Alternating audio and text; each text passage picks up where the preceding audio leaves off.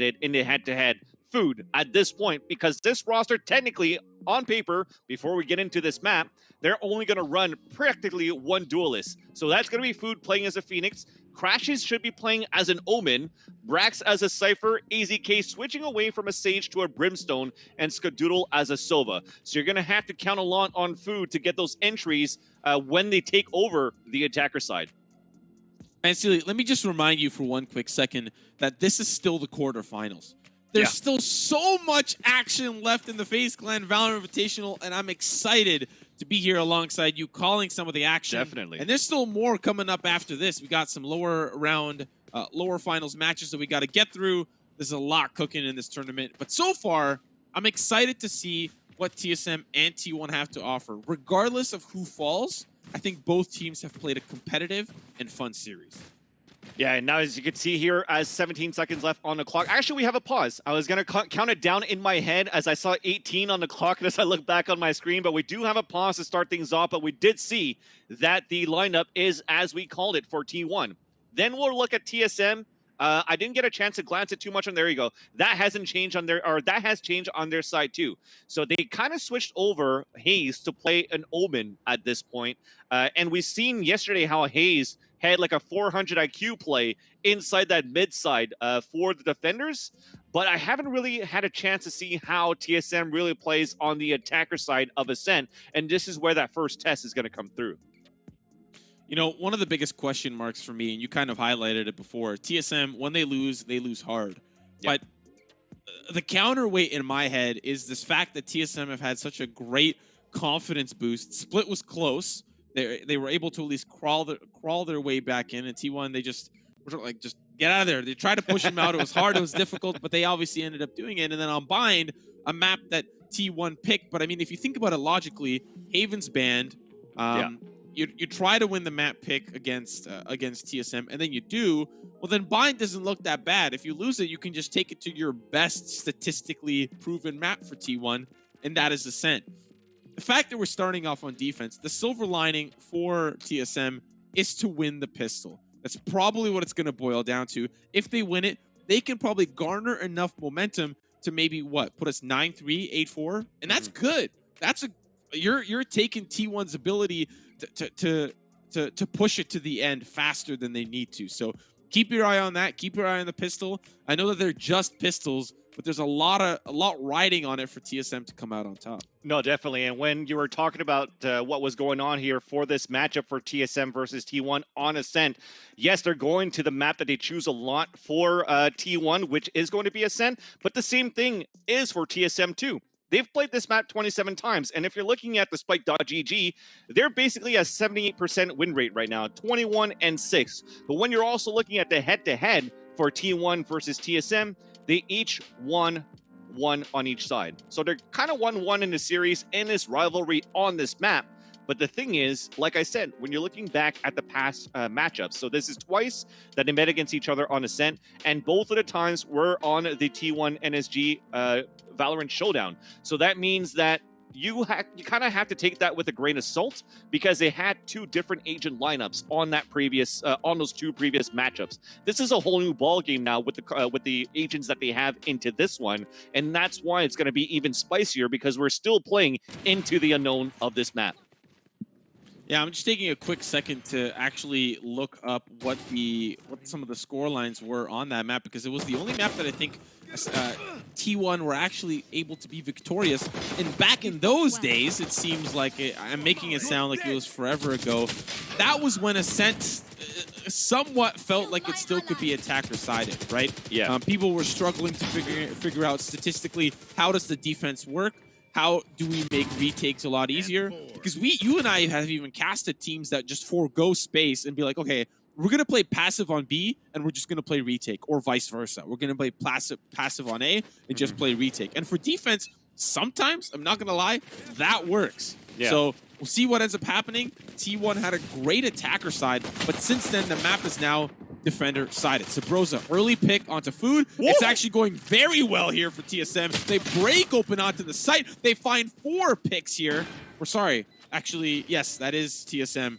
And now just down to one final player. It's Brax. He spotted out. And TSM, a flawless pistol and a message has been sent. Definitely, and I kind of missed it like at the last second when we were trying to get back into the game, but I think that was just a 5-man push for TSM up on that catwalk side to get those kills into the site quite fast. They did, where T1 caught off guard off that push, and that's a way to start things off here for TSM, because we said they do have technically the harder side right now on the attacker. They get this pistol. Now it's a situation where can they capitalize with 2 in a row? They are upgrading, but the last time that they upgraded, they had marshals or whatnot on bind, and they paid the price and they got eco when they play the attacker side.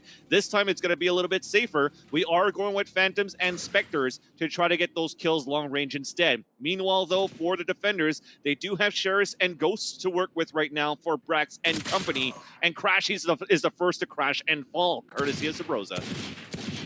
Yeah, early pick here with the Ghost nonetheless, and you know we have caster vision that the A site's completely clear, but T1 have stacked towards this B mid side, and so for TSM, that's a free open site. Spike will go down, that's more credits in their pockets, and still haven't lost a single member. Cutler was close to being that first member, but manages to escape and has a tripwire, I think, to back it up. Sets up a camera as well. T1 now going to take the catwalk wave. Wardell has to back out. He's got the door as well that's blocking off his potential retreat, but that door reopens, I believe. Skadoodle's going to open it back up. Now playing close to the 50, but there's a pot and plant in his way. And now coming in from behind, it's Sabrosa. TSM with a great start here on the attacker side. And sorry, I just saw the delay on the stream here at twitch.tv/FaZe, is that they actually did have a pistol round for TSM where they rushed as a group at A main and not on catwalk, so my apologies on that correction. But onto that round with the upgrades that they wanted to work with here for TSM. Like I said, they didn't want to buy too much because they had the respect still versus T1. So they went for the Ghost, they went for a Spectre. I think they only had 1 Phantom in the hands of FaZe at that point, and a Spectre for Drone. So he's going to keep it into this round because that was almost a flawless victory that they had on that previous. And it starts off with the Paranoia, and this time them just not stopping inside this B side. So we have Shark Darts from Skadoodle, but the curveball was perfect to get them both blinded, but they still managed to get those kills on a crossfire setup. They drop like flies. Hayes is the last man standing. Camera to be broken, and now spotted as Skadoodle swings out for the kill, and they're going to say, we have the guns now, and we could still dominate this defender side.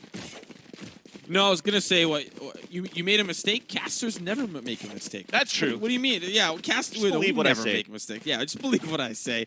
But yeah, great round for T1. You know, they put 2 on the site there. They hold up. They see the push is coming, and they fall back accordingly. The smoke actually only benefits them. I think that was Crashy's smoke, though, to give them a little bit more time as the defense was rotating over. But a great hold. They didn't even lose a single person. Now TSM, not really sure what their weaponry looks like. I don't presume it's going to be good. Yeah, I think at this point, probably not too well, right? But we still have Hayes at least with the Phantom. I see it from the X-Ray. His teammate also has a Phantom. So there's a possibility that it's going to be like a small shield Phantom push right now for TSM because they know they have an opportunity to try to hurt the economy early. Look at that. They battle for the orb. They take it, but to what cost? They get an orb with 2 players down to like low HP. At least, thankfully, Sabrosa does have the hot hands in the wall, the blaze wall to heal himself up with. So, okay, it's still pretty good. So they pick up that orb. They had to run it back now for Sabrosa, and they could play off this to get the information or even entries towards A. Now you're seeing some of the members from T1 back away, but for TSM, they have so much mid-control. Drone, almost in the defender spawn of all places, but he's using the dark cover to at least give him some space. And so now T1, 40 seconds left on the clock. TSM have got to act, and they're deciding to choose that the A site will be the site where things are hot and heavy. Now for Drone, he's going to be on rotation duty. I'm not quite sure T1 expect this. So now Hayes setting things up with the Paranoia. Wardell with the early op shot, but Skadoodle, as he starts to rotate through, will he be spotted out by Drone? He's making sure to cover his flank. He is, but still loses the gunfight. Crashes, though, holding on to the site, eventually loses his life. And now just down to Brax. Has to take the duel with Drone, wins the duel, but now you have to deal with 2 healthy members. Wardell, well, sorry, 1.5 healthy members, but Wardell with the op. Brax, all they need to do is sneeze on him, and those long-range sneezes, we've seen how those can be quite handy. Brax, if he's able to make if he's even able to win the 1v2, I'd be impressed. So I think backing away is obviously the smarter play here. Yeah. Save the weapon. But let's talk about the repercussions of this, Vansili. This is a defender-sided map, but look at TSM. They're in the lead. They win a round that they, to be honest, desperately need. And now for the side of T1, I'm not sure what the economy looks like, considering they just won, and now they're going to have, what, 1,900 credits coming into their pocket? That's not a lot of money coming in. It's probably going to be the force up. We're seeing some of the money be kind of okay, but it's not a good sign that you lose a very important round. Yeah, I mean, when we first looked at Ascent when it first came out, and we were studying how TSM was playing it, since they were like the forerunner of trying to run the metas of not having a Sage or just trying different compositions on Ascent, we saw that it was very slow-paced games, map control, smokes, whatnot. But these rounds, you see how aggressive they are versus T1. That was what? 3 rushes out of 4 rounds where they won 2 out of the 3. And this round, we finally had a lurk play. So they changed their strategy around a bit, and they're really counting on the fact that you want to utilize somebody like Subroza to get those entries and those kills. And while we do have this round that's happening, and it's going to be now the Owl Drone breaking a trap wire, Hayes is going to look forward, and it's going to be the same type of strategy. So you're always going to have Hayes, who plays towards his mid side, as well as much as he does on attacker and defender, and then the rest will work as a team to work inside A. But a big curveball to come out, but a trade immediately towards his mid side, and Drone gets 2 more as they're trying to take control of the mid side. So now it's only going to be 1 player stuck inside the A side, 1 player stuck inside B side. One of them, it's going to be the A side that the hit's going to take, and he's going to have to come up huge, but he's spotted. Crashies is dropped, and that is courtesy of an off shot from Drone out of all players right now. They'll get the spike plan. Definitely, you know here, Simo, that last player is going to save his gun. Oof. Okay, my brain is molding right now. I don't even know what to say. So I know that we're only a couple rounds in, but Vansili, it seems like every single time we see TSM and T1 face off, it's like Ascent is just this broken attacker-sided map. I mean, yes, it's early to tell, and T1 still need like a couple of gun rounds in them to really see what that looks like. But this is a great start from TSM, like a very good start. If the map is still defender-sided, this is a great start. But I'm having trouble really piece it together, I'm going to be honest, because normally we see teams have such a great hold on some of these sites, and their retakes are even better. Yeah.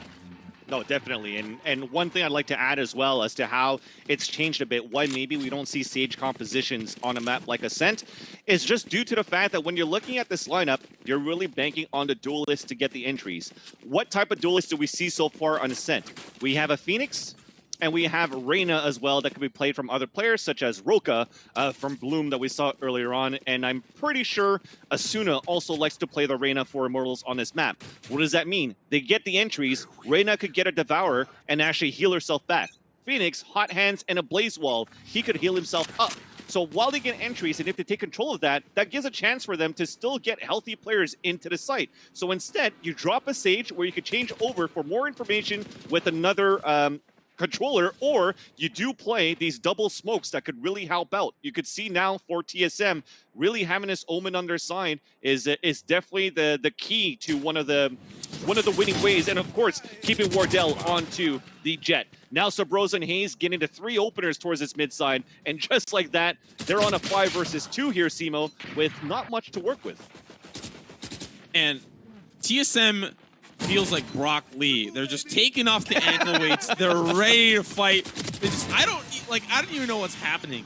But the biggest problem for me is that I'm still trying to piece together in my head, and I can imagine Chad is saying KW caster, but definitely this is a defender-sided map. Why are we seeing TSM just absolutely mop the floor with T1 here? But like it's plays like this that I feel like if you're on the defender side should not be happening. You at least trade things out. And yes, I understand it's the eco T1 not really having the weaponry to duel there, but like you had a crossfire set up. You at least trade one. I understand that Subroza was able to find so many there, but you at least trade one. So now that T1 have the gun round, will we see a comeback here?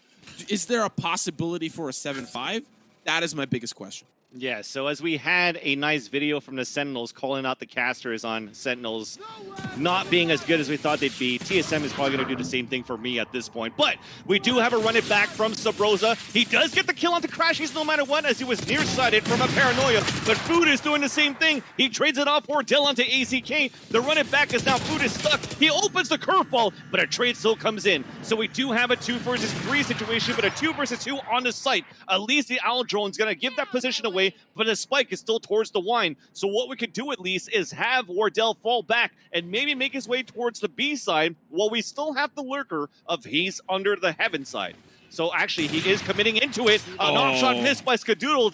That's unfortunate because usually he doesn't miss those. And then Brax is able to take down Haze. So we have to act quick here. The Cypher, Wardell gets the kill on Skadoodle, but it's straight off by Brax. So Cutler, who was on that lurk, on a late lurk, has to try to win a 1 versus 1 versus Brax. And it is going to be Brax that wins it. He had to move a lot faster for Cutler, but he did not, Simo. And Brax gets his revenge from Bind. That last... You know, one of those last frags on Bind to put the nail in the coffin for T1. But let's have a look at this replay because this was honestly a little chaotic. Yes, TSM, they tried to have this setup. They didn't have anyone playing towards Cat, which to be quite honest, gave a lot of space towards Food to do this. But once he came back, they were still able to get into position to take him out. And unfortunately for Wardell, like you said, he doesn't miss those. But sometimes he does. It's just the way it is, right? Nobody can be perfect. And T1, they find a round and back in their books. This is an exciting matchup, although it's looking to be very one-sided, but it's just nothing but highlight reels. As Subroza gets 2 headshots, but it's traded off by AZK, so they are trying to switch things over. AZK with an operator could be a possibility eventually that they're going to go with the double off, but Wardell trades it back. And just like that, it continues the aggression for the attacker side. Even lurkers are getting their kills as Drone pops Skadoodle in the face, leaving Brax in another situation where he's looking to clutch. He's done it before, but it was only a 1 versus 1. This time, it is a 3 versus 1. He has a neural theft. So if he actually gets the first kill here, throws the hat, gets the last 2, he could actually manage to make it a 2 1 versus 1s, but it's not going to be the case because Drone was waiting for him inside the garden, and it's now 6-2 in favor of TSM. Resetting back here versus T1.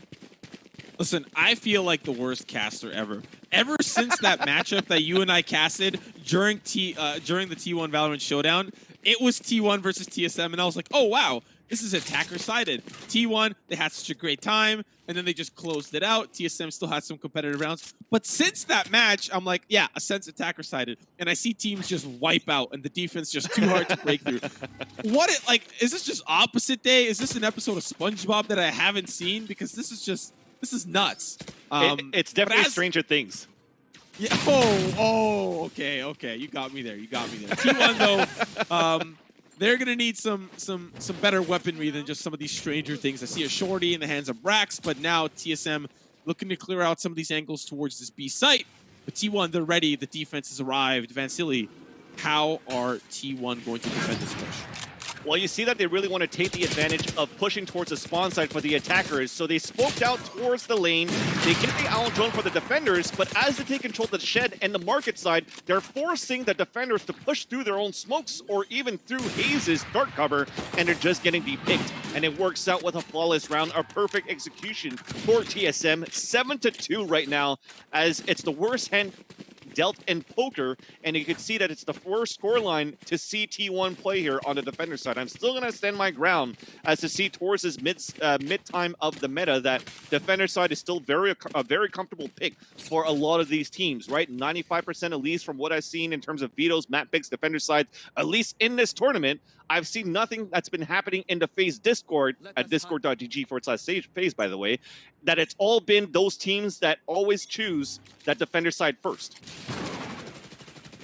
Yeah, but even looking at like the PAX Invitational, Sentinels, they win 9-3 on defense, and they just sweep TSM on the attack. It's a defender side of map, but TSM, it's something in the play style here, and maybe we need some VOD review. Maybe we need to look back because T1, like they're holding the angles, they're setting up crossfires, they're playing unpredictable, they're switching up the setups on the B site, on the A site, and TSM are just like, yeah, we're gonna do the same thing. We're gonna outduel, and you're gonna cry about it. Like you're gonna feel the pain of TSM.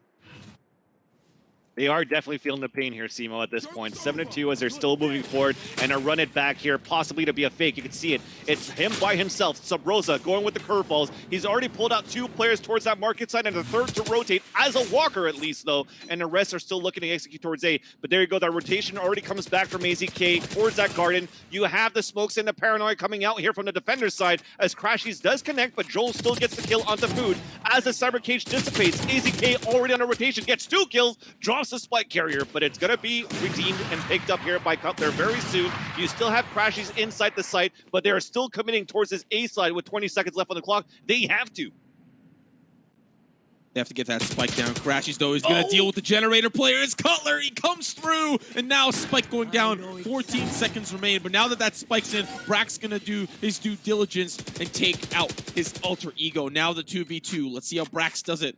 He does have his teammate up on Heaven, but Subroza playing towards the tree room and watching for any of those flanks. This gives Wardell a lot of space to play towards Hell. But now the jig is up. And Neural Theft will spot out some of those players. Subroza gonna start to double back. Help out with the hot hands. Here comes the rotation, but Wardell smoking himself off. I think he hears one drop. Now through the smoke, finds Brax. Still one more player remains. Subroza, here comes the swing. It's Skadoodle. He's got to deal with 2. He finds 1. That's gonna be the recouple, but can he defuse in time? He needs to stick it, and pros don't think. Here's the swing, and Subroza puts us at 8-2 for TSM.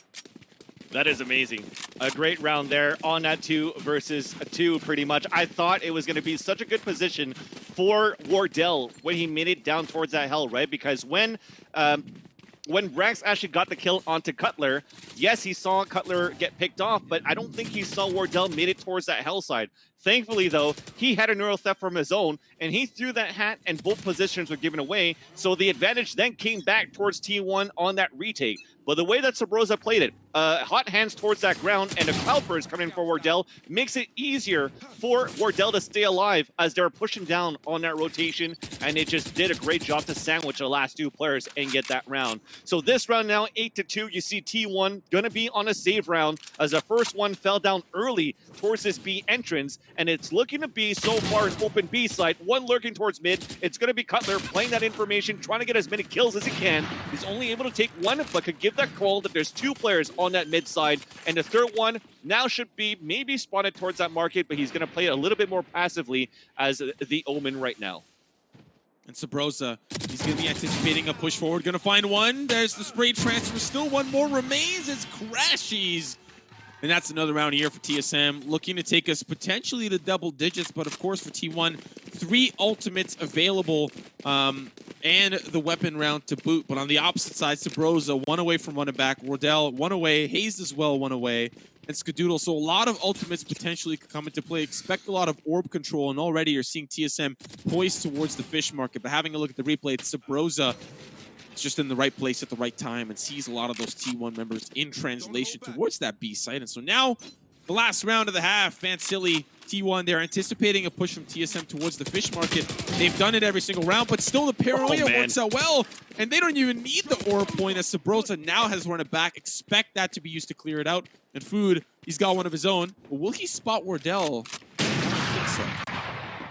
Even on top of that, maybe he's had enough information to run it back as well, coming from Subroza, though. So he's going to look to clear out towards the garden side. He's pushing forward. Meanwhile, Hayes, again, lurking towards mid, gets that frag onto Crashies, and no footsteps were heard, at least from AZK, towards the Rafters area. So they're still pinned close towards his catwalk. Food looks to push back, and he goes aggressive, gets the kill onto Subroza, then falls back. But the Hunter's Fury to come out from Drone. He does not connect on the second one and does not get the kill. So Food stays alive. On top of that, closes the door and is trying to keep the dream alive here for T1 to hopefully make it a 9-3 on a side that they should be taking here.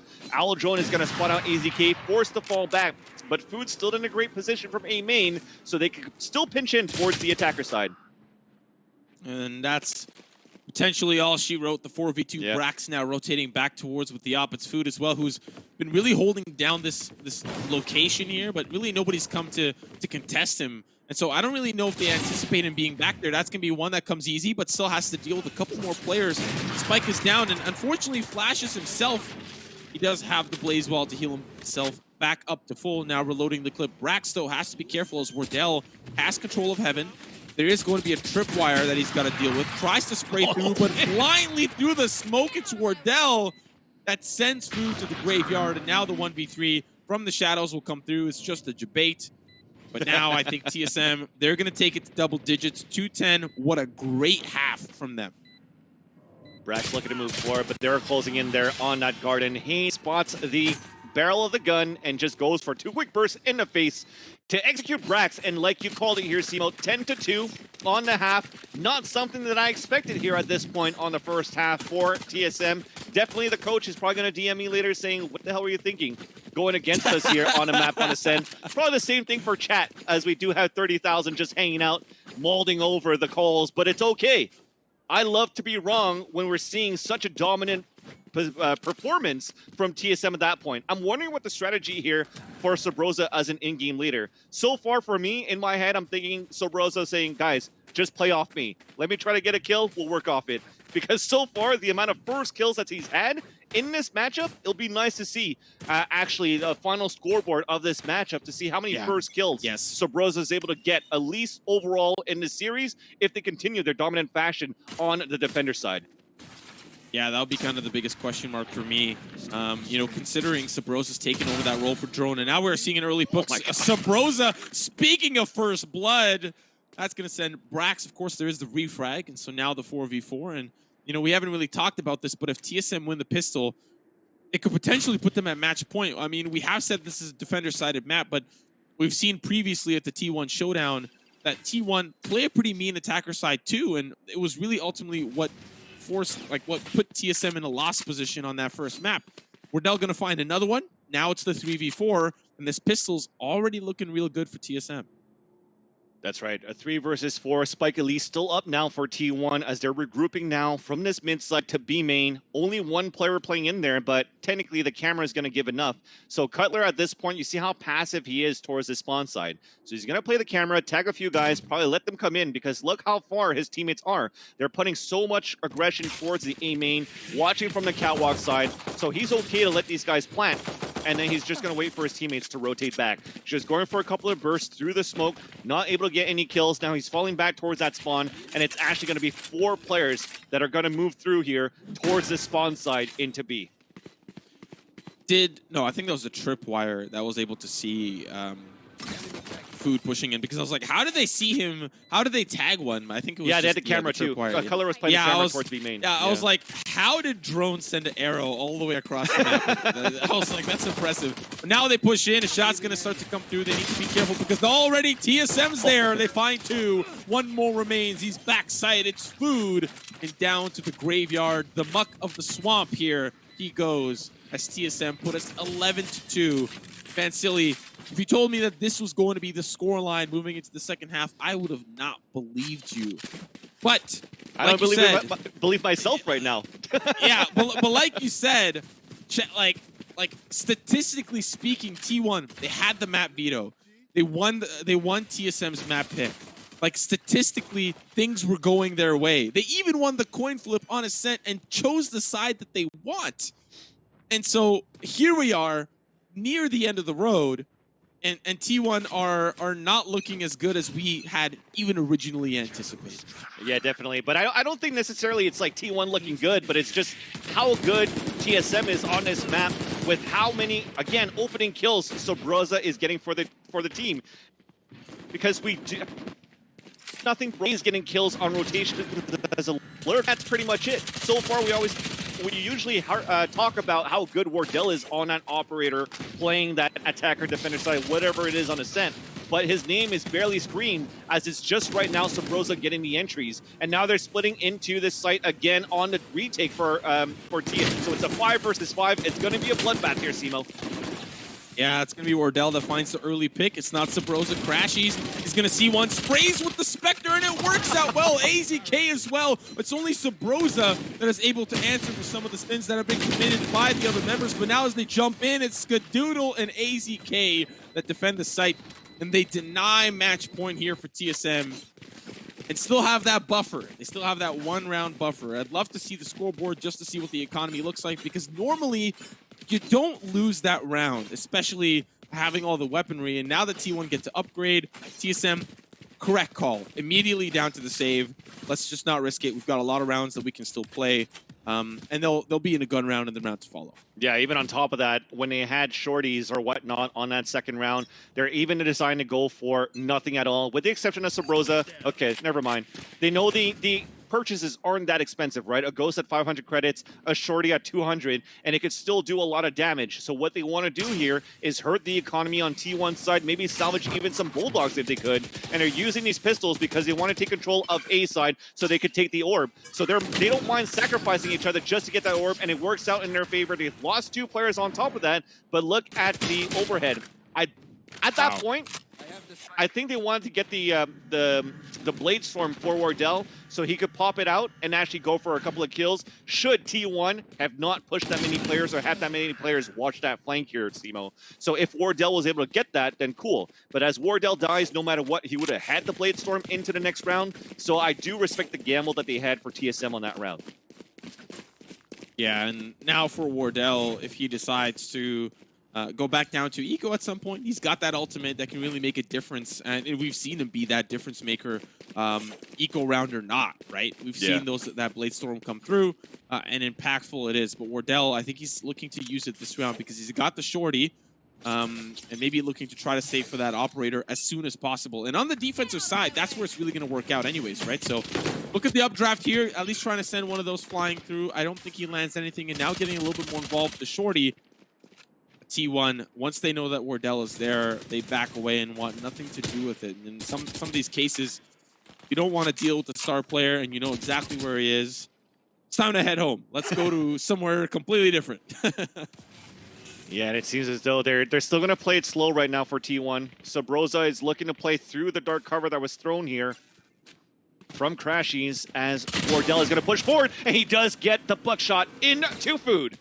So at that point, that's going to be 1 player down, a weapon salvage. Cutler pushing forward, getting a frag, and Sabrosa doing the same thing. Somehow they're turning the round over here, looking for a flawless as the spike is down for the attackers. Crashy's pushing through, is able to spot Cutler to force him back towards his B side. But as they have now 5 players, a 3-player crossfire set up inside the market, you're pretty much done for, Crashies. 1 to swing across, he gets a dink but no kills, but because he only had a Spectre at that point, very tough to do. And Brax, as he lurks, pretty much at this point, trying to lurk on a 5 versus 1, 30 seconds left on the clock.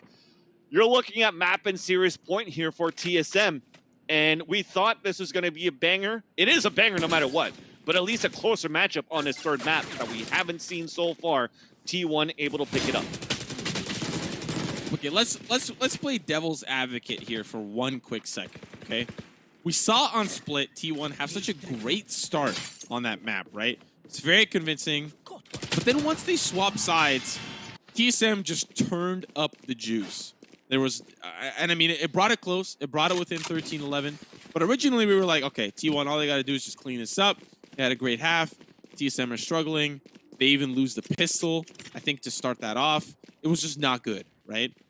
But now, I feel like we're seeing a completely different TSM from that first map. They're awake, they're alive, and they're hungry. Yeah. They want to be the #1 team. And considering their arch nemesis, their arch rival, Sentinels, there's talk in the town, and the town scryer is saying that Sentinels are #1. TSM want nothing to do with that. They want to prove them wrong. And it starts here by beating T1. And now at least a lot of information coming through here. Sabrosa with the run it back, spotting 3 players towards his B side. So he's going to try to work it back. Oh my god, Food! Blinded, gets the headshot. He's trying to get the orb, but why? He got the kill, he had to run it back, and that's why he said, okay, I'm going to leave it for another one of my teammates maybe to pick it up. But this is going to be huge. Wardell has to hold as much as he can. Everybody's falling back towards his mid side, though, as we do have Crashies able to spray down Hayes to 16 HP. So they are being chipped down towards his B defense, even a backstab from Crashies. T1 is trying to keep this alive here in this series. Yeah, Wardell now, he's going to be the first contact point, and if he survives, if he finds 2, it's money, but unfortunately it's just coins. Now there's going to be a couple of kills traded just down to the last and final player. It's Cutler. And that spike, of course, going to be going down very shortly here for T1, just clearing some of the back corners there to make sure that there's no pesky TSM player lurking. Cutler likely looking to just save some of that weaponry and use that camera to spot out where those players might be lurking from in that post plant position. And so at this point, I think T1 are considering a push in from Cutler, which is why they're still holding, which is why they're not hunting. For the side of Cutler, he's obviously going to save. And T1, they stick around for yet another round. And for the side of TSM, still have a pretty big buffer of rounds that they can bleed. But I'd love to know what the economy looks like additionally in that round to follow, because I can't imagine it's good. I think this is, I can't imagine it would be that good. Yeah.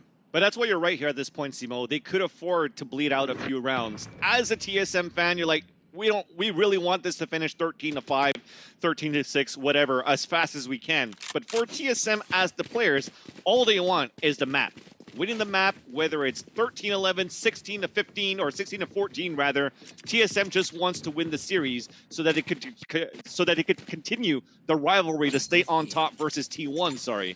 And at that point, the money is still great for TSM, despite them losing the last round, because of how well they played this defender side. You know, the rounds that they've won, they actually won them with not a lot of players dead. Right? I think even one of them was a flawless round too, when they were trying to pinch in towards his mid side, which they're doing again. Wow. That's very unfortunate when you try to hop through and you're looking for support. Wardell finds another. This could be the ticket here. TSM fans rejoice as we are nearing the potential end here for the last and final map. Hayes now going to swing forward. AZK will answer back, and Cutler now trying to rotate from the back, but that spikes down, and T1 have to work all the way back around to get it. Sabrosa holding down this angle. Brax on the opposite side, now going to try to dry peek through. Does not have the support of his team. Wardell going to be looking towards the fish market. Here's the swing, spots out Sabrosa, headshot's good. And here comes Wardell, jumps up, and he will go back down immediately now as that spike still not picked up. Here's the swing. Brax will fall down to one final player. It's AZK. Headshot's good. Now the 1v2. The smokes go down, but has to push in regardless. That spike is in enemy territory. There are 40 seconds left that remain. Now the smokes slowly going to subside. It is going to be Cutler and Wardell, the last remaining members here for TSM in a 1v2. AZK gets tagged, has to take out that tracking dart, but TSM, they're just holding on to that spike. 20 seconds remain, and AZK, he's got no choice. He has to push in. Only has the Molotov. That's going to be the Blade Storm. He gets spotted out. Has to push forward. It's Cutler. It's Cutler. It's Cutler. Wins the final frag here for TSM. And they win the best of 3 against T1 and move on to the semifinals. Vansili, you and I were wrong. Casters can be wrong. We thought it was going to be the 2-1. But TSM, they addressed their demons in a heartfelt series and come out victorious. Dude, even then on Twitter, between maps, I called it out. The way that T1 has played that first map on Split and seeing how Bind has been not that great